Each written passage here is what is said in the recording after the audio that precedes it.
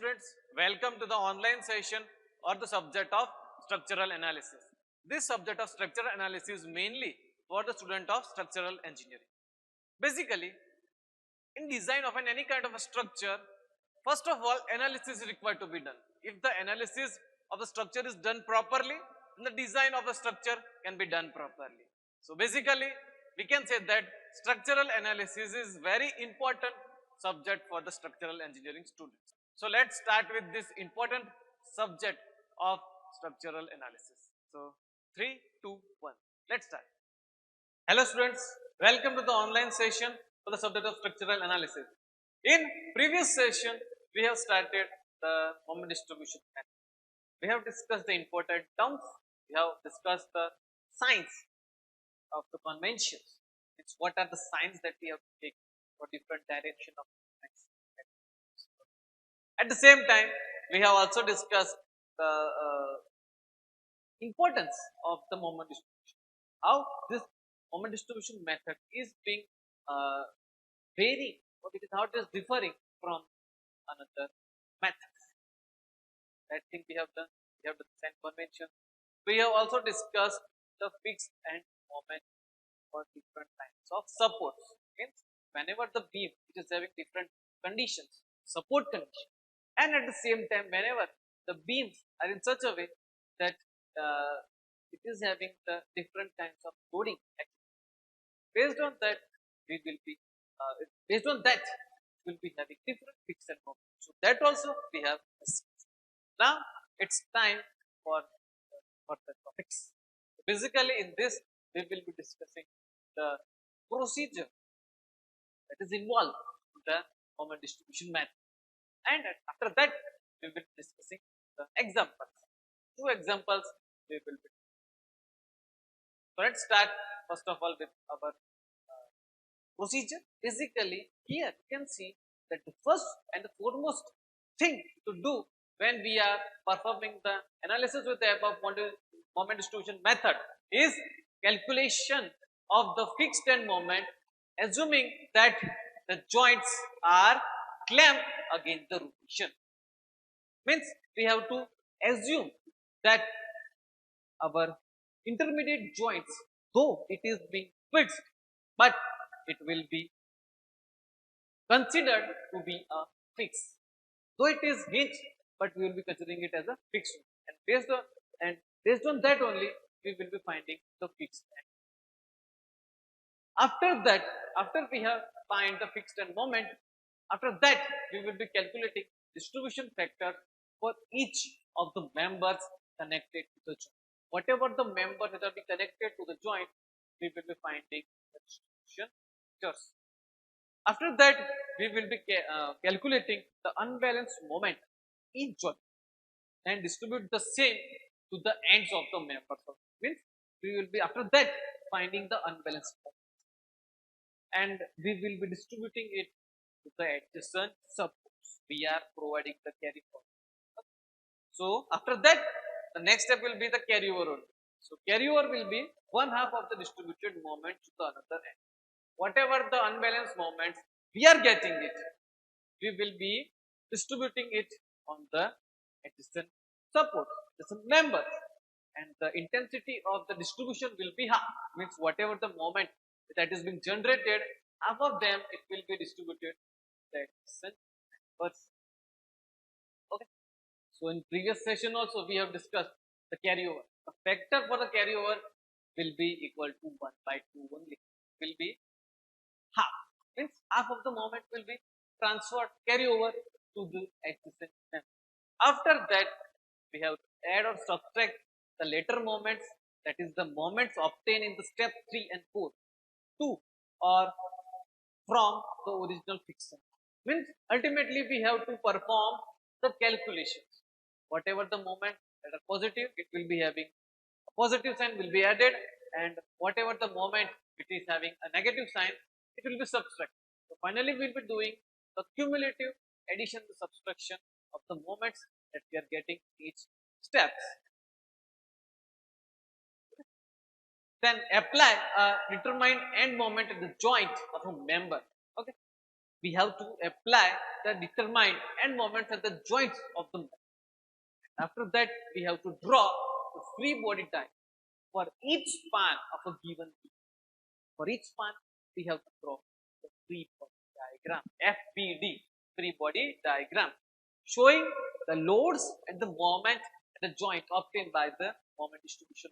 Whatever the moment that we are getting, whatever the load that we have, it is required to be shown the diagram. After that, determine the support reaction. We have to define the support reactions of each span. Compute and construct the shearing force in the bending moment diagram for each span. After that, we have to compute and construct the shear force of the bending moment diagram for each span. It should be having all the moments, all the loads, and or the shear force also. Draw one bending moment and one shear force diagram for a given beam by combining the diagram. We have to combine the central moment also, and we have to combine the moment that we are getting a moment distribution method also. Okay? So by combining both these diagrams, we will be getting our final body diagram.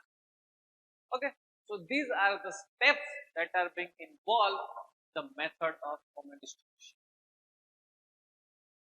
Now let's discuss a quick important sum.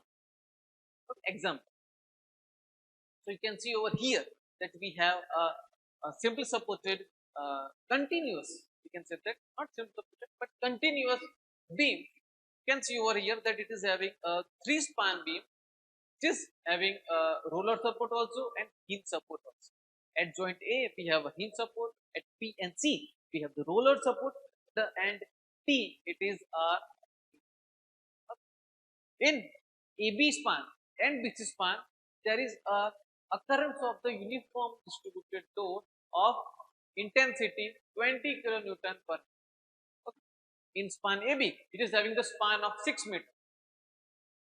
Load DL is acting of 20 kilonewton per meter, and at the same time, at the center of the span, means at a distance 3 meter from a joint, we have a concentrated point load of having the intensity of 40 kilonewton. You can see over here.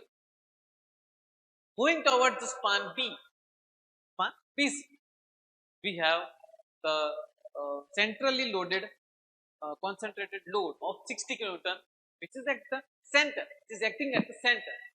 And moving towards the CD span, there also we are having the concentrated point load at the center of CD span, and it is having the intensity of 80 kilonewton. Okay, so this is the overall configuration of our question. For example, now we have to solve it and we have to find the fixed and moment. Okay, so first of all, as per our steps, we have to find the fixed end moment at AB. And first of all, I want to say that in this particular example, here there is a very much you can say that symmetry is being maintained in span AB also and span BC also. So here we can say that the fixed end moment at AB will be equal to fixed end moment at B, because in AB there is a concentrated load at the center and it is having a uniform distributed load. So there is a quite symmetry in the section. So fixed end moment at AB will be equal to fixed end moment at BA. Only the difference is that in fixed end moment AB we will be having negatives, while fixed end moment at BA it will be having positive. Okay, so let's find first of all for the AB joint. So fixed end moment at AB or BA, it will be equal to WL square by 12, that is the fixed end moment because of the uniform distributed load that is having the intensity of 20 kilonewton per meter, and the occurrence is only for 6 meter only. So L here will be equal to 6, you can see over here. So WL square by 12 plus we have an extra concentrated load of 40 kilonewton. So we all know that for a concentrated or centrally locating point load, we have the formula of WL by 8. So here that is also applied. So WL square by 12 plus PL by 8.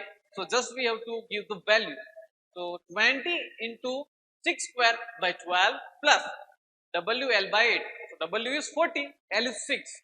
So WL by means 40 into 6 by 8. So after doing the addition and multiplication, finally we are getting the 90 kilonewton meter bending moment, particularly fixed end moment in span. If F FEM AB will be equal to minus 90 kilonewton meter and FEM BA will be plus 90 kilonewton meter. Similarly, moving towards the span BC. So there also we have a symmetry, like it is having a uniform distributed load throughout the span, and that it is having a centrally loading concentrated load of 60 kilonewton. So FEM BC will be equal to FEM CB. Means fixed moment at BC will be equal to fixed moment CB. But the only difference is FEM BC will be having the negative sign, while the FEM CB will be the positive. Okay. So particularly in span BC, we have a UDL. So fixed moment for the UDL will be WL square by 12. Okay. And plus we have the centrally concentrated loading of 60 kilonewtons. So for that we will be having the fixed end moment equal to WL by 8. Okay. So for UDL we have the intensity of 20 and our span is 6. So 20 into 6 square by 12 plus, because of this concentrated point load that is acting at the center, it will be added with WL by 8. So for that purpose we have to give the value. So W over here is 60 kilonewton and our span is of 6 meters. So 60 into 6 by 8. So after adding both these equations, we will be getting the moment of 105 kilonewton. For FEM BC will be equal to minus 105 kilonewton meter, and for CB it will be plus 105 kilonewton. Now moving towards the span CD. So for CD span we have a centrally loading of 680 kilonewton. So for that we will be only having a single formula of WL by 8. Here W will be equal to 80 and L is 6. So FEM CD will be equal to FEM DC, but only the difference will be of sign. So that we can say that minus FEM CD will be equal to FEM DC. That will be equal to WL by 8 and that will be equal to 80 into 6 by 8, that is 60 kilonewton. FEM CD will be minus 60 kilonewton meter and FEM DC will be plus 60. So this were the fixed end moment for our members. After that we have to find the stiffness and the distribution factor. Okay. At joint A and D there will be no stiffness and its distribution factor will be 1. But for joint BA, means for joint B and joint C, we will be having some stiffness. Okay. So talking about BA, okay. So it's we can say that A joint is, you can see over here that talking about BA. So when we are considering the internal supports as fixed, means B and C supports will be considered to be fixed, and at that time A and D will be the hinge support. So whenever the far support, the next support is hinge, then our fixed and our stiffness will be 3 EI by L.